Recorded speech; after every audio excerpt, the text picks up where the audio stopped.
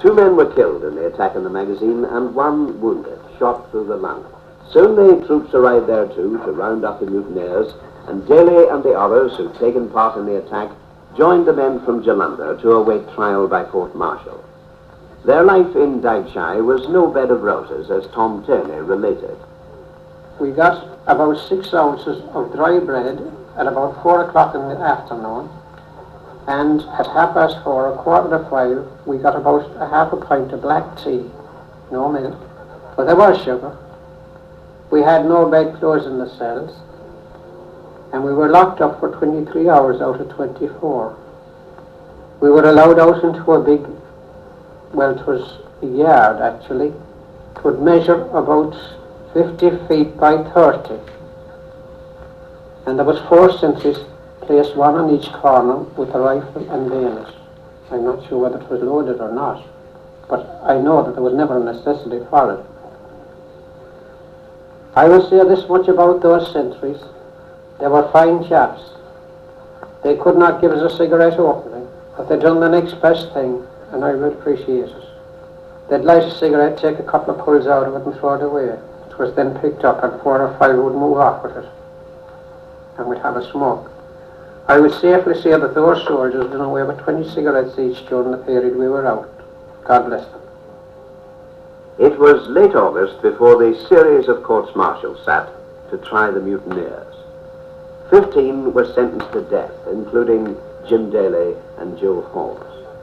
All the death sentences were commuted to life imprisonment, except Jim Daly's. There was no remission for Jim, it was said, because his action had led to the deaths of the men in the attack on the magazine. Harry Gogarty was another of the ringleaders whose death sentence was commuted. I asked him in his Dublin home what sort of lad Daly was and how he took the news that he alone was to die. Daly was a very cool type of a lad. He was very patriotic, you know. And when the officer went to his cell and told him, he just took it like water. It is all for Ireland, he says.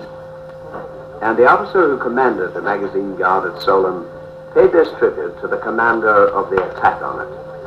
He was an excellent soldier in every way.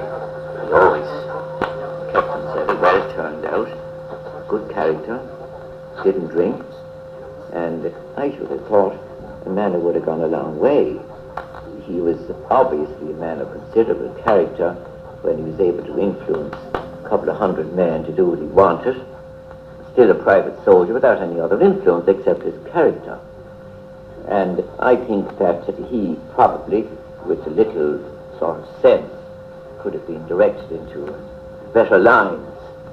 Like a living angel when walking out to die, this gallant Irish martyr, no tears did dim his eye.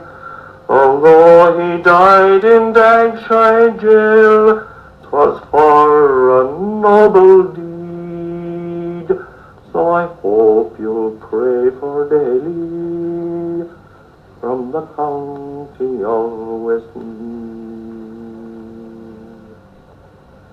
Jim Daly died before a firing squad in Dagshai prison at 8 o'clock on the morning of November 2nd, 1920. Father Baker was with him in the last minutes of his life and anointed his bullet-torn body after death. Around his neck at his execution, Daly wore a collar of green, made from the lining of his topee. His comrades went to prison. In Portland and Maidstone and other prisons in England, they found themselves in company with dozens of other Irishmen doing time for sedition or for their part in the guerrilla war against England in Ireland. With them, they went on hunger strike and indulged in other gestures of protest, until all of them, soldiers of the IRA and ex-soldiers of the Connaught Rangers, were released under the amnesty which followed the treaty in 1923. Most surviving officers of the Rangers look upon the Jalandhar and Solon mutinies as a blemish on the record of a fine regiment, which it is unfair, even now, they think, to highlight.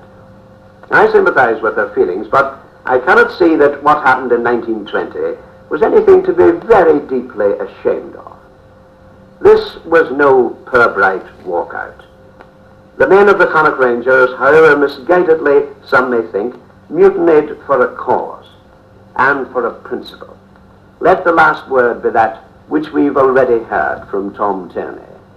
I didn't think it was fair that our country should suffer what we fought to stop the Germans doing. Now our trial is over, and our punishment it starts. Although 'tis penal servitude, 'twon't break our Irish hearts.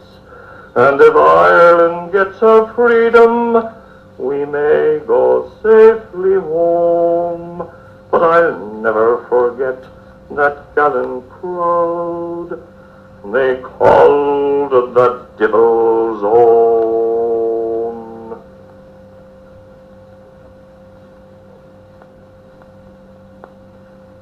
In Search of a Mutiny was written and narrated by Sam Pollock.